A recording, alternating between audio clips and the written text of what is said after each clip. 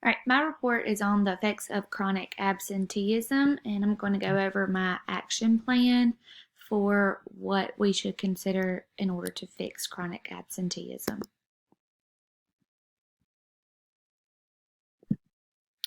All right, so chronic absenteeism is a problem in many schools across the state of Alabama. It's also a problem not only in the state of Alabama, but across the nation since COVID started. Chronic absenteeism is when a student misses 10% or more of the school year, which can also equate to about 18 days absent during the school year, with the school running about 177, and last year our school actually ran 179 school days. So 18 days would be about 10% of that time. Chronic absenteeism has shown a large effect on students' academics.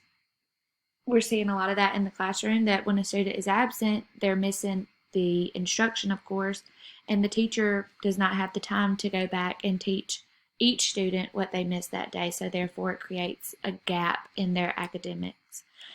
All right, at XYZ Elementary School, we have seen a problem with attendance and have implemented a plan to solve chronic absenteeism and to make parents more accountable. This is what I feel is most important.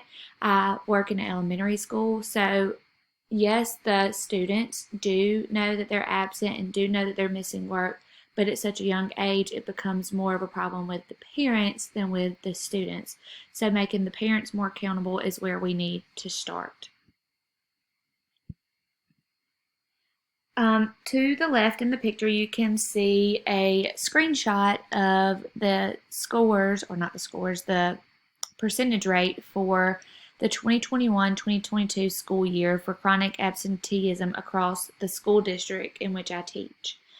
For our school district, 13.49% of the students' population were reported to have chronic absenteeism. And it shows a result, if you look down, of the subpopulations. It broke it down to Black or African American, where 13.53% had chronic absenteeism. Whites showed 13.94, two or more races 8.82, Hispanic or Latinos is 10.26, students who had disabilities are 17.49, and students who are economically advantaged were at 17.38. The school system in which I work in is a Title I school system, so majority of our student populations are economically disadvantaged students. So we see a higher population of that. That's why that score is so high at 17.38%. So let's move on to the next. Again, this is from the reports for the 2022 school year. When I started this project, we were in the 2022-2023 school year, so they did not have results for that school year yet because it was not finished, and still to this date, the state of Alabama has not published those results, so I could not publish those in my findings to help to see if our reports and our action plan that we put into place last school year helped with chronic absenteeism. All right, so the action plan that our school and our district has put into place is we provide our absence policy in our students' school code of conduct, and the parents are supposed to read that code of conduct, and they sign off on it every year stating that they have read it and understand all of our policies. The school administrative staff conducts an absence report at the end of every week to see what students have been absent, how many days they've been absent, and if they need to send a report. So the first attempt that they do is if students have 5 unexcused absences, they will receive a written letter signed by our administrative staff informing the parent that the student has been out 5 unexcused absences, and they have to provide an excuse, and they will also have to attend a parent meeting to discuss those absences. I feel like putting that into place, making the parents come in and have to have a sit-down meeting about that is very beneficial, because in the past we've just made phone calls, your student's been absent. Now we're actually making the parents more accountable, making them come in, making them have that discussion, showing them their grades, showing them how it affects them being out and what they're missing. After the students have reached 10 unexcused absences, the parents must then provide doctor's excuses, and they have to provide those from then on out. So if they have 10 days absence, excused or unexcused, no matter any after that, they have to provide a written doctor's excuse as to why their child was out, or they will be considered unexcused. And they are not allowed to have more than 10 unexcused absences, so therefore we would have to meet with the parents again and have that discussion again as to why it is affecting their child and how important it is for them to be in school.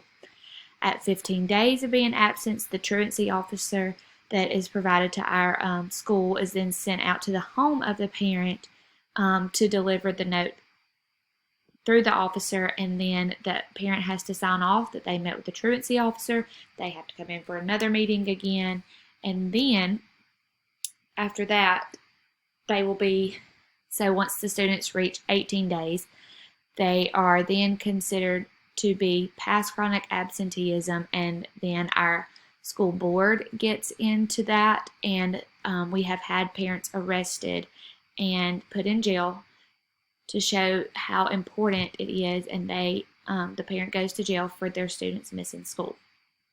So the teachers are also required in our school district to communicate with parents if the student has missed 2 or more consecutive days of school. It's a part of the teachers reaching out and being accountable for their students and making the parents accountable to see why their child has missed 2 or more days. Because one day here during the week, yeah, we can probably get them caught up. It's going to be harder. But if a student is missing 2 or more days, they have missed pretty much majority of the academics that they needed for that week. Teachers will also have an incentive chart for perfect attendance for the class. This incentive chart is just like a pie chart that is placed on the board, and you just use the expo marker, and the teachers will color in a piece of that pie every day that their whole entire class is in attendance, on time for school. And once that whole chart is filled up, there's about 10 days, 10 pieces of a pie that have to be filled in, and once those 10 are filled in, the students then receive some type of reward or an incentive to help encourage them to want to come to school. The timeline of this plan is for one school year, which is about 177 days, and we will see how this plan goes into action and if it helps with chronic absenteeism.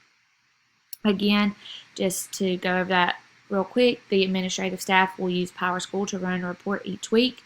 Teachers will provide a pie chart to fill in each day that the whole class is in attendance, and once that's filled in, they'll give a treat. And a report will be run at the end of the school year and compared to the previous school year to see if the efforts were successful. Ethical considerations we are taking to make sure that the parents know what's going on, know the reports that we are running, to see if our efforts are effective. Students will be given a consent form to inform parents of chronic absenteeism, study being run to inform them of reports being run, and to inform them that the data being collected will not include student names, just the attendance status, percentage by students, and demographic. The special populations that we have at our school consist of African Americans, which is 38.69%, whites 56.67%, students who identify with 2 or more races is at 3.11%, Hispanic or Latino students are at 2.44%, and students with disabilities being 23.56%, and economically disadvantaged students at 47.11%. These are some results that we got at the end of the school year last year, again, the 2022-2023 school year, that I asked our school administrator to run to help show the data collected on how many students were absent per grade level, per days we had been in school at this point, which this was ran from 8/8/22 to April 14th, 2023. And it gives you the grades. Our school is a pre-K through 5th school, so it shows you the 0 is for kindergarten, -1 is for pre-K. So we do have some students that attend our school that are 3 years old, and we do have a self-contained classroom, so those will be what they're in, and it goes all the way to 5th grade, and it shows what their days absent were per grade level. The results that we collect will show that student attendance can have an impact on their academics. The data will show that students who regularly attend school and do not fall under being chronically absent will show that they perform better in academics than the students who show to have chronic absenteeism. We will see that once these procedures for chronic absenteeism is put into place for a whole school year, that student scores will increase and chronic absenteeism will decrease. To reflect on everything from this report, the 2021-22 school year is the data used in this research. The state of Alabama, again, has not released the 2022-2023 school year to see if chronic absenteeism did decrease for the school year and if academics did increase. We are currently in the 2023-2024 school year and are implementing the same plan to see if it will continue to help with chronic absenteeism and hold both parents and students accountable for their attendance. In the research that I did in the beginning, these are the resources that I used and where I obtained all my information.